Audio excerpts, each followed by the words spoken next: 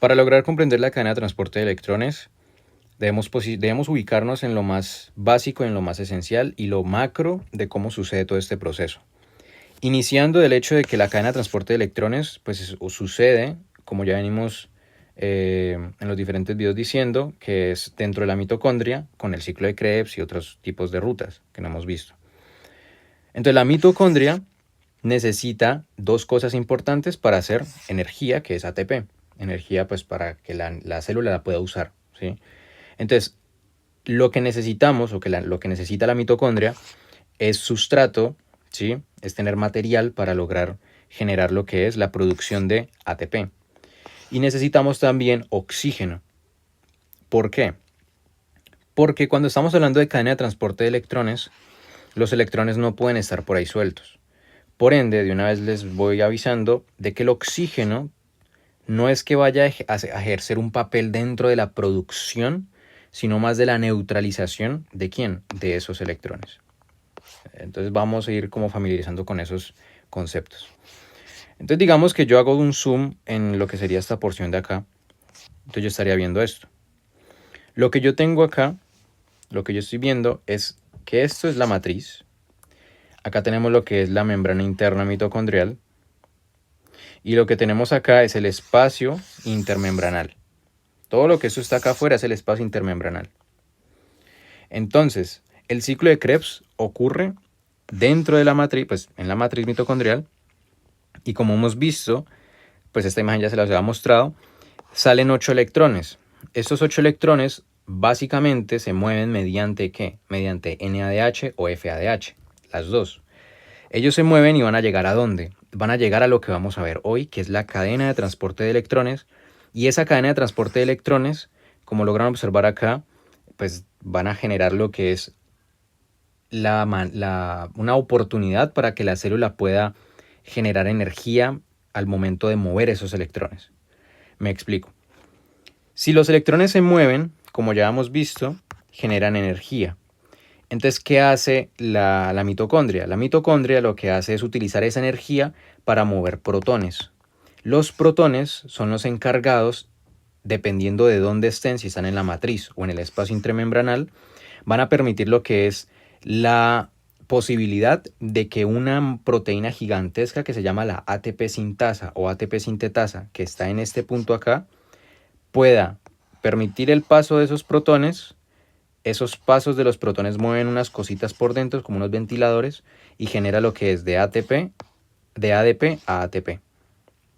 Entonces, en manera grande y sencilla, lo que sería el ciclo de Krebs me genera los diferentes electrones. Estos electrones viajan a la cadena de transporte de electrones.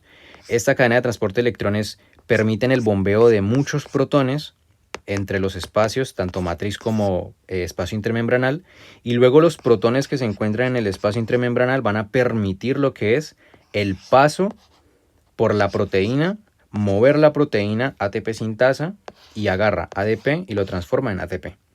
Eso es en rasgos generales y en resumen, ¿sí?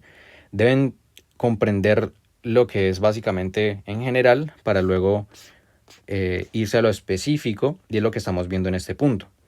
En este punto estamos viendo básicamente este pedazo de acá, ¿sí? Que es lo que estamos viendo acá. Tenemos lo que es esta proteína amarilla y una proteína rojita o rosa, o bueno, yo lo veo rojo. Esto de acá que es amarillo hace referencia a los diferentes complejos que hay. ¿Qué son los complejos? Los complejos son proteínas ubicadas todas en la membrana interna mitocondrial que permiten lo que es la transferencia de electrones. Por eso es una cadena, porque sigue una, luego la otra, luego la otra, luego la otra y luego la otra. Cadena de transporte de electrones. ¿Qué deben tener muy presente acá? Unos términos que ya en fisiología lo han de haber visto, que es el gradiente de concentración. Gradiente de concentración hace referencia a la diferencia, valga la redundancia, de las cargas y concentraciones que hay. Es decir, si yo tengo muchos, el típico ejemplo de la célula, que si tengo mucho sodio o mucho potasio, entonces mi célula puede estar más cargada por dentro o puede estar más cargada por fuera. En el caso de la matriz es igual el mismo concepto, solamente que la diferencia es en lugar de sodio y potasio, usamos protones, o sea, pues hidrogeniones. Entonces, ¿Cómo va a distribuirse este gradiente de concentración? Dentro de la matriz mitocondrial yo voy a obtener, o sea, mi mitocondria tiene muy poquitos protones, ¿sí? Eso quiere decir de que la carga de acá, ay Dios, esto se me trabó, que la carga es muy baja. O sea que yo tengo concentración, la concentración de protones es bajísima, es muy poquita. A diferencia del espacio intermembranal, imagínense que esto está aquí cerradito por la membrana externa, ¿sí? Y esto es el espacio intermembranal. El espacio intermembranal, a su diferencia, tiene una concentración mayor. O sea, yo acá tengo muchísimos H's. Por eso, acá en la imagen aparece que el espacio intermembranal está cargado positivamente, a diferencia de la matriz mitocondrial que está cargado negativamente. ¿Por qué? Porque tenemos más H's en el espacio intermembranal que dentro de la matriz. Ahora, como todo gradiente de concentración, se mueven donde hay más a donde hay menos. Si yo tengo muchos H's acá, muchos protones, ellos por gradiente de concentración pueden moverse de donde hay más a donde hay menos. ¿Qué pasa? La célula, específicamente la mitocondria, se dio cuenta de esto, entonces va a aprovechar este gradiente de concentración para obligar a los protones a que no pasen tan fácilmente donde hay más a donde hay menos. ¿Cómo funciona esto? En la matriz, como hay muy poquitos protones, si yo quiero pasar este de acá a donde hay más protones, voy a necesitar energía. ¿Por qué? Porque estoy yendo en contra de mi gradiente de concentración. A diferencia de que si yo quiero pasar este protón de acá, donde hay más a donde hay menos, yo no necesito energía. ¿Por qué? Porque pues estoy a favor de mi gradiente de concentración. Entonces, ¿para qué sirven los electrones? La cadena de transporte de electrones, que imagínense que acá están todas las proteínas, lo que hacen ellas, voy a dejarlas acá, lo que hacen las proteínas con los electrones es que agarran un electrón, por ejemplo, agarran este electrón, lo meten dentro de la proteína y ese movimiento que hay de ese electrón permite que este protón, que está concentrado muy poquito, pueda pasar a donde hay muchos protones. Entonces, si yo necesito energía para pasar donde hay menos concentración a donde hay más concentración, ¿la energía dónde la saco? De la cadena de transporte de electrones. ¿Específicamente dónde? Del electrón que estoy moviendo. Ahora, esa es la función de la cadena de transporte de electrones. Permitir el paso y, más que permitir, generar energía mediante el movimiento de electrones entre cada una de estas proteínas para que los protones puedan moverse de donde hay menos a donde hay más. Para que esto se haga cada vez más grande, o sea, para que esta concentración de muchos protones se vuelva extremadamente muchísimos protones. ¿Con qué finalidad?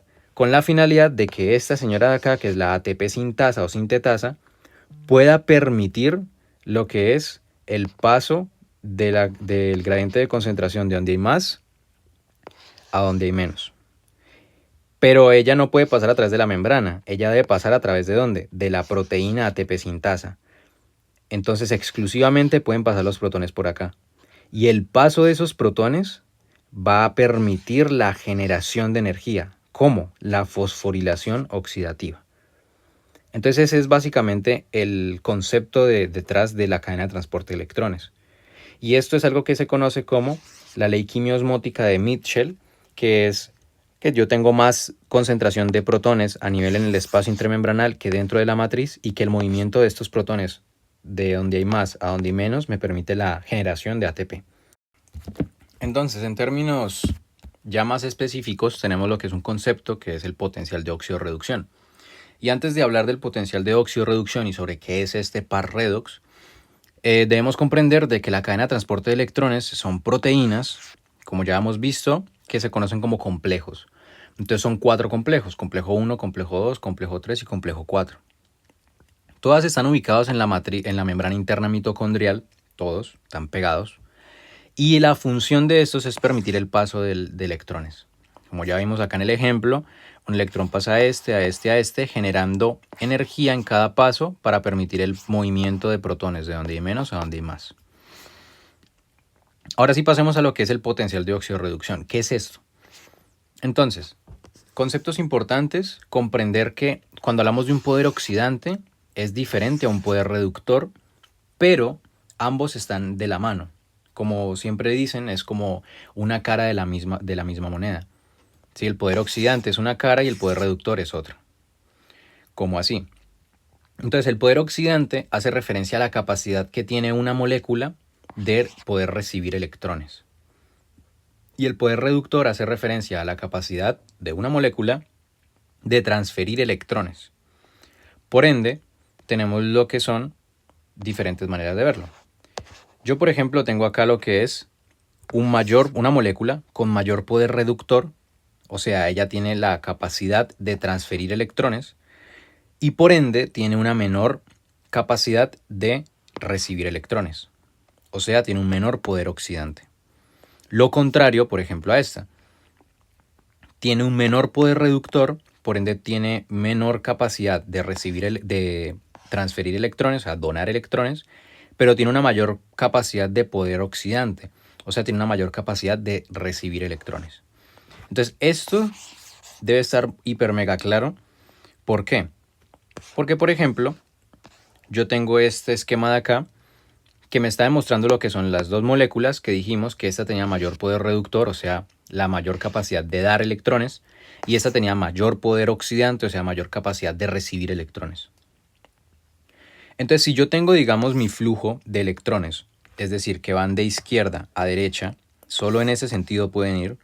Si yo tengo una molécula que tiene mayor poder oxidante, o sea, mayor capacidad de recibir electrones, ella no tiene capacidad de dar electrones. Y si el flujo de electrones es hacia la derecha, pues esta ruta no me sirve. ¿Por qué?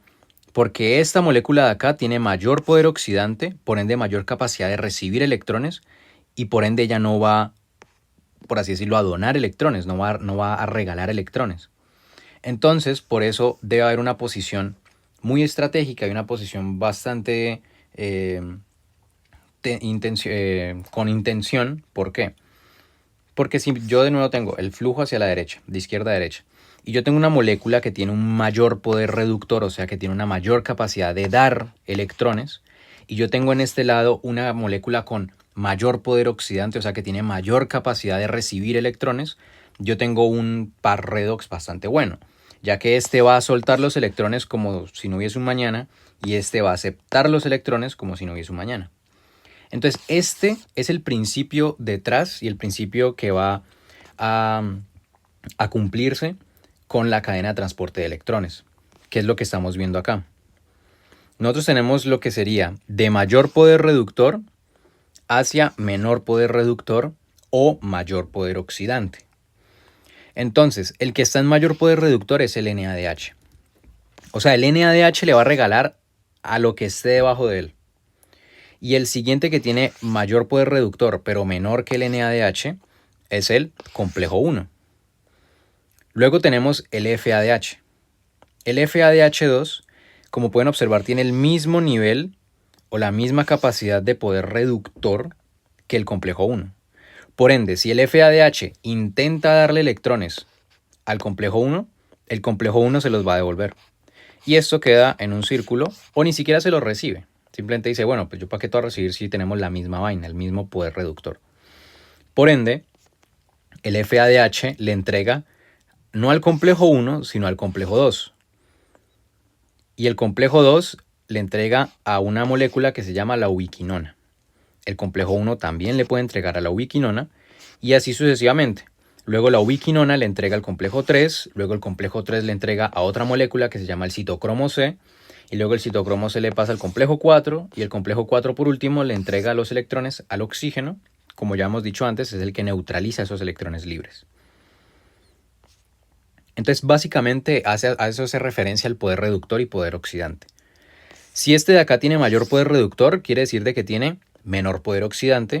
Y si este de acá tiene menor poder reductor, tiene mayor poder oxidante. Es decir, este tiene mayor capacidad de donar electrones y este tiene mayor capacidad de recibir electrones. Ahora, ¿por qué les puse este ciclo de acá? Como habíamos dicho, teníamos lo que es la succinato deshidrogenasa. Y yo les había dicho en el video pasado y en el de ciclo de Krebs que la succinato deshidrogenasa es la única enzima que se encuentra adosada a la membrana interna mitocondrial. Y aparte de esto, la succinato deshidrogenasa utiliza como coenzima al FAD, a diferencia de todas las deshidrogenasas que usaban ¿qué? NADH. ¿Esto por qué? Por lo que vemos acá. Tenemos lo que es el complejo 2, que es la misma enzima, succinato deshidrogenasa es el mismo complejo 2, por eso está pegada a la membrana interna mitocondrial y por eso utiliza FAD como coenzima. Ya que si, pues, ya, o sea, utiliza FAD y le entrega FAD al complejo 2, porque habíamos dicho que el poder reductor del FADH2 es igual al complejo 1. Entonces tengan muy en cuenta eso. FADH2 siempre le va a entregar al complejo 2 y NADH le va a entregar siempre al complejo 1. Ahora, algo importante a tener en cuenta es esto que tienen acá abajo. Esto que ven que son rutas es porque tiene que quedar demasiado claro la diferencia en dos rutas que hay. Es decir, si yo quiero irme por NADH, yo voy a seguir la secuencia. NADH, complejo 1, ubiquinona, ubiquinona, complejo 3, citocromo C, complejo 4. ¿Qué pasa si yo me voy por FADH2?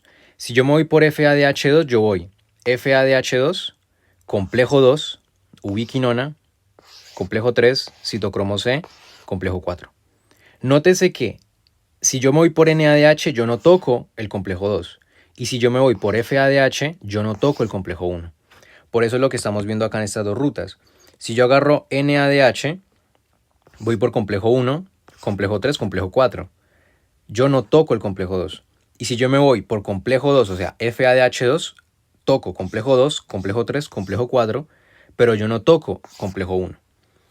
El 1 y el 2 no son consecutivos y esto tienen que grabárselo como si fuese pues importantísimo porque lo es y esto lo preguntan demasiado. El complejo 1 y el complejo 2 no son consecutivos y son dos rutas diferentes. Yo puedo llegar a X lugar por la ruta Y o por la ruta Z.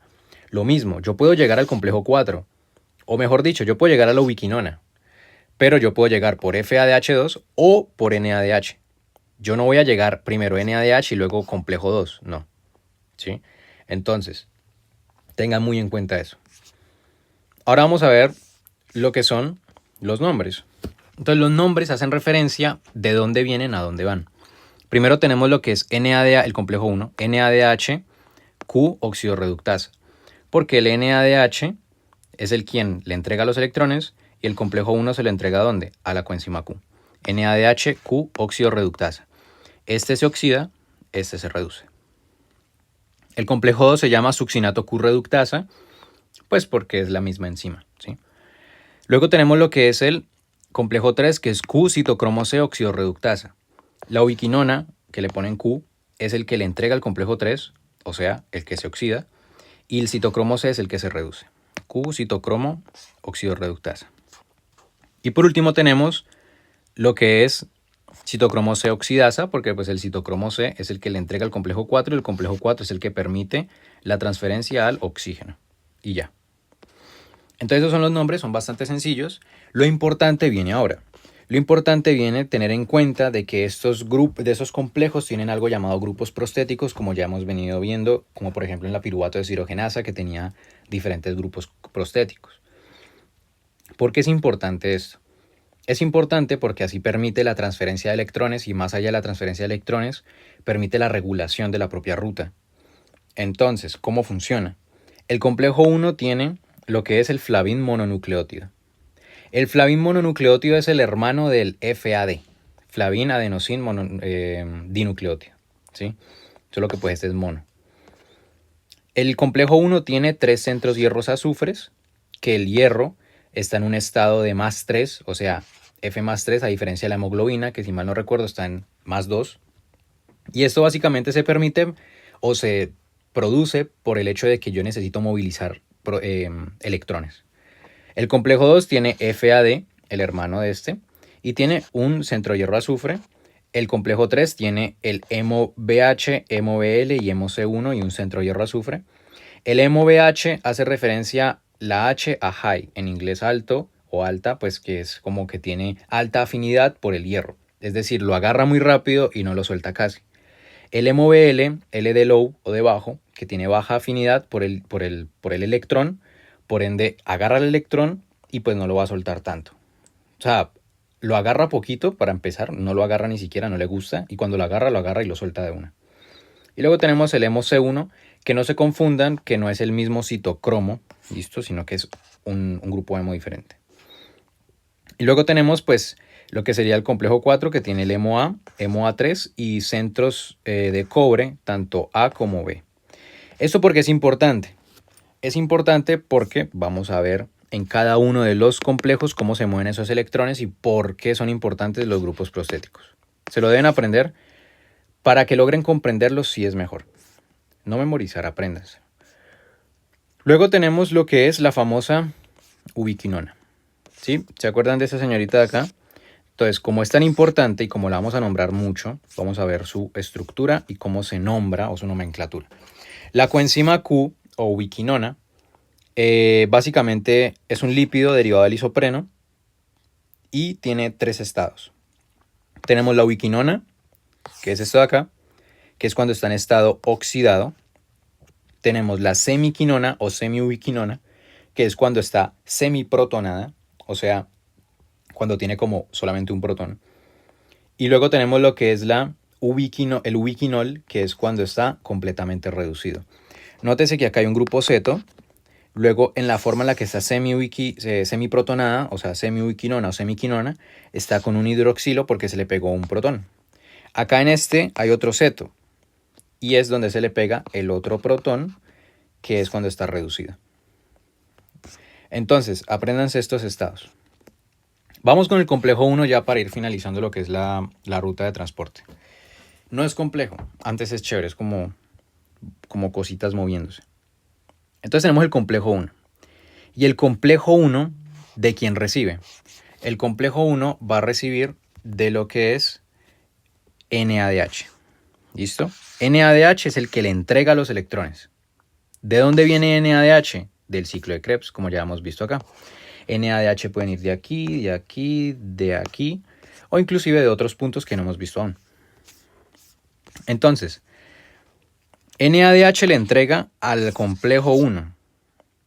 Específicamente, ¿a quién? Al grupo prostético que vimos que era el FMN, el flavimononucleótido. Este de acá se oxida, este de acá se reduce. NADH se convierte en NAD+, y vuelve a la ruta, o sea, ya sigue para el ciclo de Krebs o para donde se necesite. El flavimononucleótido se reduce, luego se oxida porque le va a entregar al primer centro hierro azufre, el primero al segundo, el segundo al tercero, y el tercero le va a entregar ¿a quién? Le va a entregar a la famosa, a esta de acá que sería la ubiquinona. En este estado está como ubiquinona porque está oxidada, y en este estado cuando se empieza a reducir, cuando le entregan los electrones con los protones, es cuando se convierte en ubiquinol. Entonces la ubiquinona, que es un lípido, va a estar dentro de la membrana interna, en la membrana interna mitocondrial, va a estar dentro, ¿listo? En la parte no polar de los fosfolípidos, pues porque es un lípido. Ahora, habíamos dicho que el movimiento de electrones va a permitir el bombeo de protones, ¿sí? Como lo hemos visto al inicio. ¿Cómo va a funcionar esto? Entonces, por cada 2 electrones que pasen, porque le entregaron 2 electrones, ¿sí? Le entregó 2 electrones, por eso acá hay un H2, o sea, le entregó un par. Por cada par que NADH le entregue, se van a bombear 4 protones desde la matriz al espacio intermembranal. O sea, los dos electrones viajaron por todos estos grupos prostéticos, y este movimiento me generó la posibilidad y la energía de movilizar protones de acá, específicamente 4, hacia el espacio intermembranal. ¿Qué pasa? Acá tenemos otros 2 protones. Estos 2 protones que estamos viendo acá son protones que deben, sí o sí, seguir a los electrones, porque siempre que tenemos un electrón, debe haber un protón neutralizando esa carga también, como controlándola. Por eso, acá tenemos H2. Ese H2 salió de acá, pero ¿quién fue el que llamó a estos 2 H2? Pues básicamente los 2 electrones que le entregó el NADH. Por ende, en este punto es cuando estamos hablando de lo que se conoce como protones químicos y protones bombeados. Protones químicos hacen referencia a los protones que van a neutralizar la carga. ¿Son protones? Sí. ¿Por qué se dicen químicos? Para que nosotros logremos comprender como estudiantes. Son los mismos protones. Y los protones bombeados son los protones que van a ser, como su nombre lo dice, bombeados desde la matriz. ¿Hacia dónde? Hacia el espacio intermembranal. Entonces, ¿cuántos protones se reducen en total dentro de la matriz? O sea, ¿cuántos yo saqué de aquí?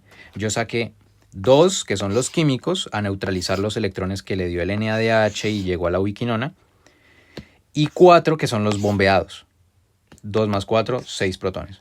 Reducidos, 6. Bombeados, 4. Químicos, 2. Y así es como funciona básicamente el complejo 1. Entonces, espacialmente, estamos acá. NADH le entrega 2 electrones al complejo 1, el complejo 1 le entrega 2 electrones a la ubiquinona. ¿Cuántos protones bombeamos acá? 4. ¿Cuántos químicos utilizamos? 2. ¿Cuántos en total se reducen? Pues, por así decirlo, pues no se eliminaron, se reducieron de acá. 6. ¿Listo? Luego ya pasaríamos a ¿dónde? Ubiquinona, complejo 3. Entonces vamos a ver el complejo 3 en este punto. Complejo 3, como hemos dicho, tenían los diferentes grupos hemo, o sea, MOVH, MOL, y tenía los diferentes centros hierros azufres. Entonces vamos a comprender cómo funcionan estos, ya que en el complejo 3 ocurre un suceso que no está, digamos, o sea, que no se ven los diferentes complejos. ¿Por qué? Porque el NADH o el FADH2 entregaron ¿cuántos electrones? 2. 2 electrones. Sí. Entonces, en el caso del NADH le entregó al complejo 1 2 electrones. El complejo 1 le entregó a la ubiquinona para pasar a ubiquinol 2 electrones. Y el complejo 2, la ubiquinona le pasa al complejo 3 2 electrones. ¿Qué pasa? El citocromo C tiene una característica importante y es que solamente puede transferir un electrón en su estructura. Por ende, en este punto pasamos de 2 electrones a 1 electrón en cada ronda que le pasa. Aquí teníamos 2 electrones, 2 electrones, 2 electrones, pero aquí pasamos a 1 electrón. No quiere decir de que ese electrón se pierda, sino que simplemente se retrasa. Entonces acá tenemos lo que es el citocromo C. ¿Listo? Tenemos lo que es el citocromo C. Y ese citocromo C es el que va a viajar luego al complejo 4. ¿Quién le entrega al citocromo C los electrones? La ubiquinola. La ubiquinona que está en estado ubiquinol. Entonces el ubiquinol llega, como vemos acá, llega como QH2 y va a dividir esos electrones en 2. Uno para el citocromo C y otro para algo que se llama la piscina de ubiquinonas o ubiquinol. Entonces básicamente ese es cómo funciona, así en rasgos generales. Tenemos lo que es la ubiquinol, que rompe divide los electrones de los 2 que tenía, le pasa uno al citocromo C y le pasa el otro a la piscina. Entonces tenemos lo que es, digamos, que en esta piscina, como ya han sucedido diferentes procesos anteriormente, tenemos una ubiquinona. Cuando le pasan ese electrón queda como semi-ubiquinona. Entonces cuando llegue otra ubiquinol, cuando llegue otro ubiquinol por otro ciclo, hace lo mismo, divide estos electrones en 2, uno va para el citocromo C, el otro va para la piscina de ubiquinonas, pero en esta piscina Q lo que va a suceder es que antes teníamos una semi-ubiquinona y ese electrón que se le dio ya permitió que pasara de semi-ubiquinona a ubiquinol. Y luego el ubiquinol va a viajar ¿a dónde? Va a viajar de nuevo al mismo ciclo y va a repetirse sucesivamente. ¿Cómo funciona esto? Esto funciona gracias a los grupos hemos. Entonces primero la ubiquinol le entrega los electrones al grupo MOBL, lo agarra muy rápido y lo agarra muy lento y lo suelta muy rápido. Luego este le pasa los electrones al MOVH, que lo agarra hiper mega rápido y lo suelta muy lento. Y este MOVH básicamente permite lo que es la división. Entonces aquí cuando se divide en 2, uno para el citocromo C, que es este que estamos viendo para acá arriba, y otro para el centro hierro azufre, que se llama el centro de RISC. ¿Sí? Así como se escribe. El centro hierro azufre de RISC, que está más o menos como entre estos dos, es el que permite lo que es que lo envíe hacia la piscina, ¿sí? Hacia la piscina Q. Entonces, básicamente, es lo que sucede. Tenemos, para que quede más claro, tenemos lo que es la piscina Q de ciclos pasados, llega al ubiquinol, el ubiquinol se rompe en dos electrones, un electrón va a viajar al citocromo C porque él solo puede llevar un electrón en su estructura, el otro va a entrar ¿a dónde? A la piscina. Entonces teníamos en la piscina una ubiquinona, una ubiquinona. Esta ubiquinona al recibir el electrón se va a convertir en semi-ubiquinona y luego por otro ciclo, o sea, llega otra ubiquinona, otro ubiquinol. Este ubiquinol de acá, ¿qué va a suceder? Lo mismo, se rompen dos los electrones, un electrón va para el citocromo C, el otro va para la coenzima Q más cercana, que en este caso era la misma a la anterior, que era la semi-ubiquinona, y la semi-ubiquinona al recibir el último electrón se convierte en ubiquinol. El ubiquinol pues va a viajar y va a repetir el mismo proceso. Entonces espero haya quedado un poco claro eso. Y para dejar como más esclarecido todo esto, se sabe que por cada dos electrones que lleguen de la ubiquinona, pues del ubiquinol, deben suceder dos ciclos. ¿Por qué? Porque el citocromo C solo puede llevar un electrón en su estructura. Por ende suceden dos partes. Por eso vemos básicamente esto dos veces. Por eso en la primera parte, ¿sí? En la primera parte se transfiere un electrón y ese electrón permite lo que es el bombeo de dos protones. Otro electrón permite el bombeo de dos protones. O sea que yo bombeé en cada ciclo dos protones, por ende yo bombeo 4 protones en general. ¿Qué pasa? Yo necesito protón químico. ¿Para qué? Para neutralizar este electrón que pasó de ubiquinona a semiubiquinona y este otro electrón que pasó de semiubiquinona a ubiquinol. Porque yo tengo dos electrones dentro de esta estructura y necesito que estos dos protones me neutralicen esa carga negativa y la estabilice. Entonces por eso yo tengo protón químico 2, que es este de acá, protón bombeado o los protones bombeados, que son 2 más 2, pues 4, porque 1 por un electrón en cada ciclo bombea 2 protones. Por ende se redujo en matriz lo que son 6 protones. Entonces en este punto estaríamos acá. Tenemos lo que es NADH, complejo 1, ubiquinona, luego tenemos complejo 3. El complejo 3 le entregó un electrón al citocromo C y luego el citocromo C va a entregarle al centro de hierro, específicamente al complejo 4. Entonces es aquí cuando entramos al complejo 4 y es el último complejo y pues no es difícil de comprender. Si lograron entender las anteriores es la misma dinámica. Entonces, nosotros habíamos dicho que inicialmente el NADH le entregaba 2 electrones o un par. Y estos pares se mantenían hasta este punto que en el citocromo se dividían en un solo electrón. Por ende, si yo quiero mantener la estequiometría que se ha llevado todo este tiempo de 2 electrones o un par, ¿yo qué necesito? 2 citocromos porque cada citocromo va a llevar un electrón. Por ende, yo acá en este esquema yo veo que llegan 2 citocromos C al complejo 4. Entonces en el complejo 4 llegan 2 citocromos. Al momento de llegar 2 citocromos, son 2 electrones y van a viajar por los diferentes grupos prostéticos que tiene pues, el complejo 4. Entonces el primero pues, es básicamente los centros cobre A, les entregan al hemo A, el hemo A le entrega los 2 electrones al hemo A3 que tiene un hierro. Este hemo A3 va a agarrar un hierro, B va a agarrar un electrón y el otro electrón se lo va a transferir al centro cobre B. ¿Listo? Por eso acá vemos que queda rosadito y rosadito los dos. En este punto tenemos un electrón y en este punto tenemos otro electrón. ¿Listo? Tenemos 2 electrones, solo que divididos en en los diferentes átomos de los grupos prostéticos.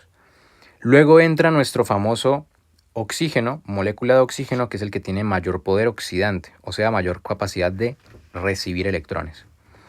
Por ende, el oxígeno molecular entra en el complejo 4 y se une a los electrones, ya que el oxígeno pues, es muy electronegativo y por ende quiere siempre pues, agarrar electrones. Por eso es como si se posicionara aquí, tal que así. Y es lo que estamos viendo justo en este punto. ¿Sí? Lo que hace es enlazar el oxígeno con el electrón que estaba aquí, el otro oxígeno con este electrón que estaba acá. ¿Qué hubo? ¿Qué va? No, tranquila.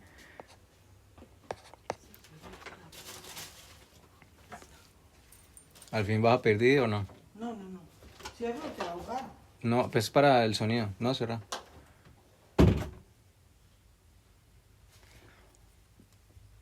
Entonces tenemos el primer centro que sería el oxígeno que se le adhiere a lo que es el hierro que tenemos acá.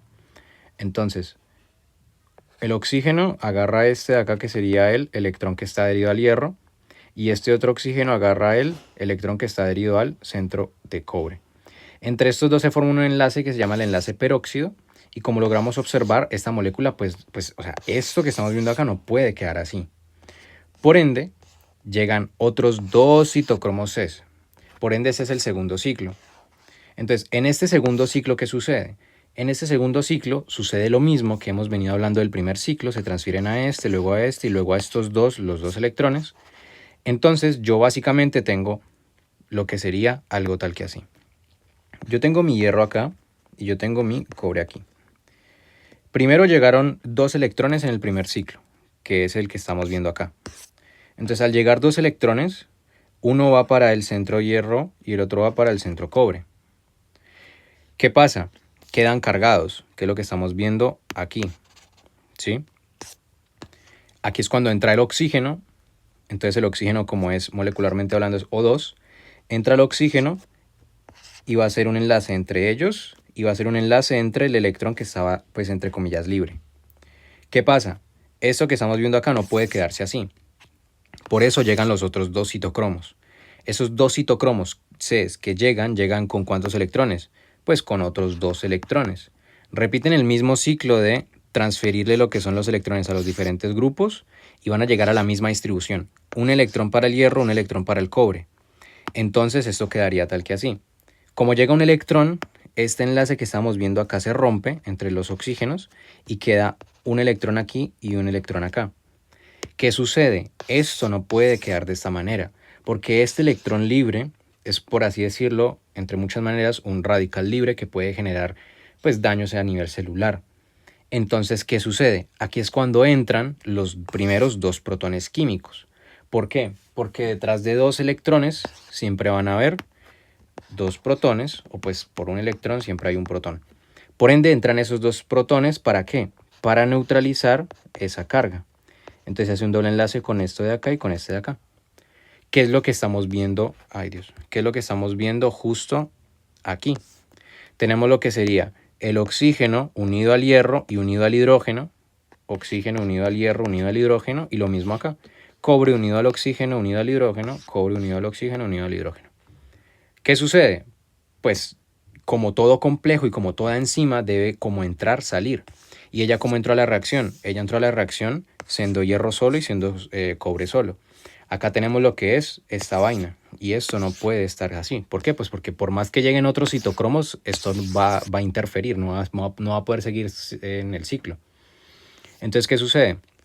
Aquí es cuando entran otros dos protones químicos. ¿Para qué?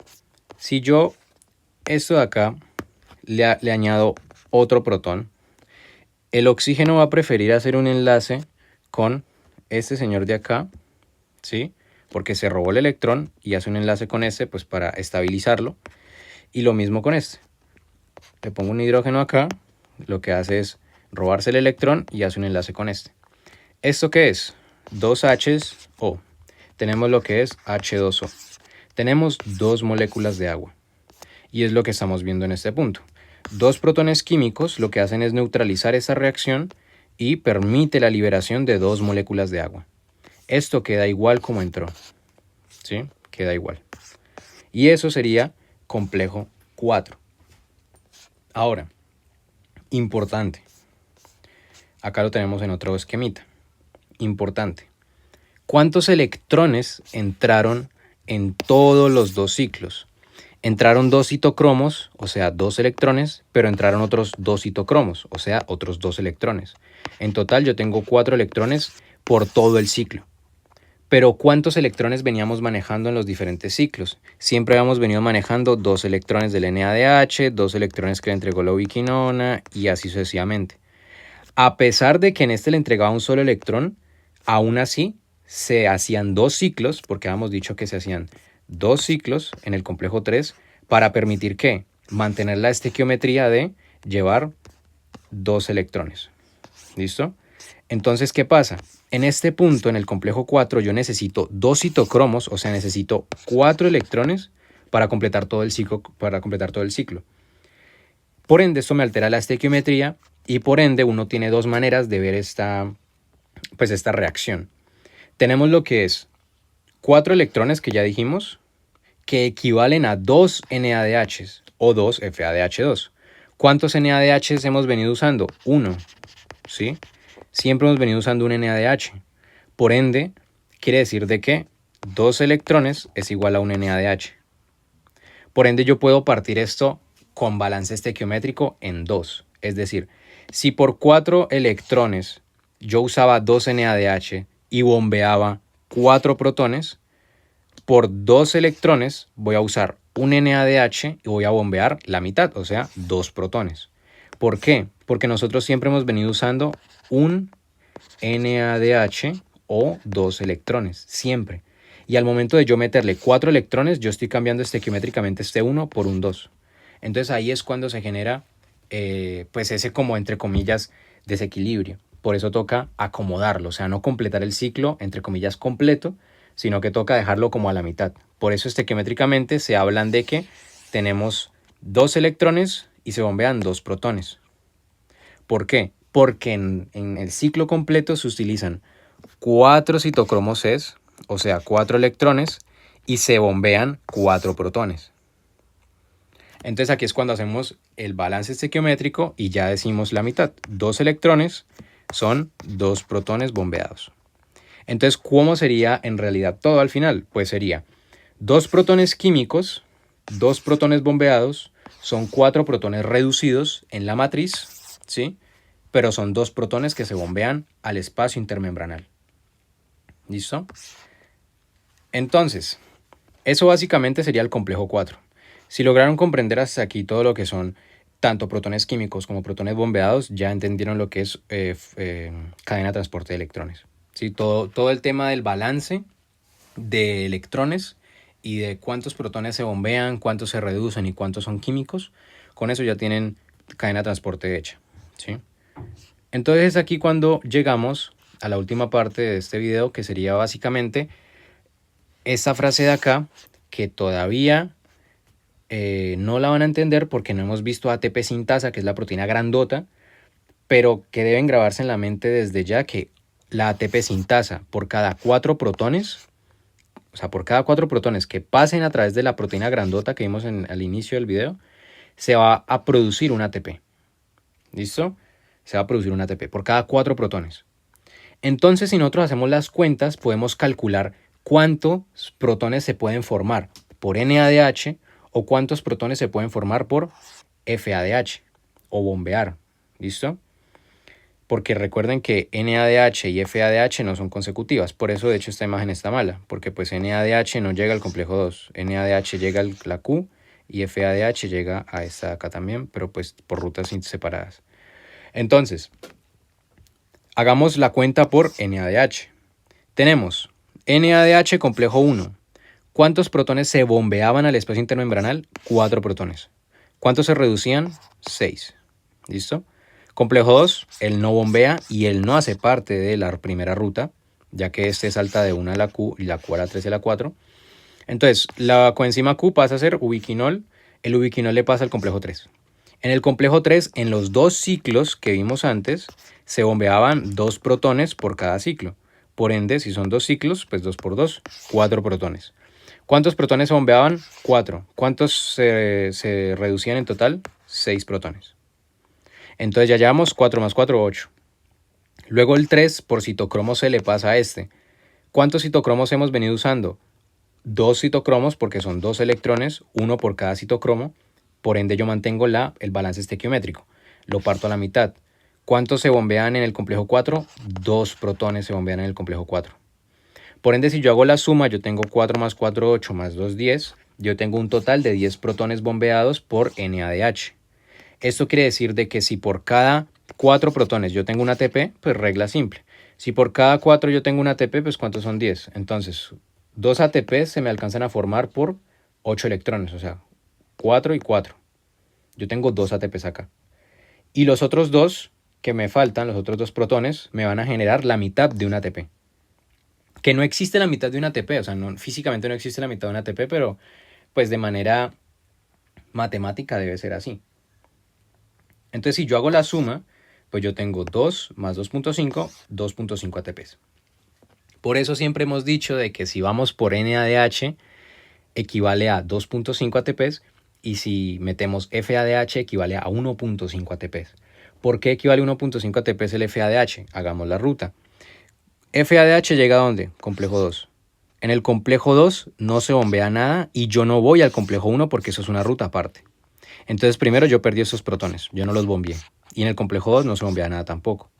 Entonces FADH le entrega 2 electrones a la coenzima Q, la coenzima Q como ubiquinol viaja al complejo 3 en los 2 ciclos bombea 4 protones.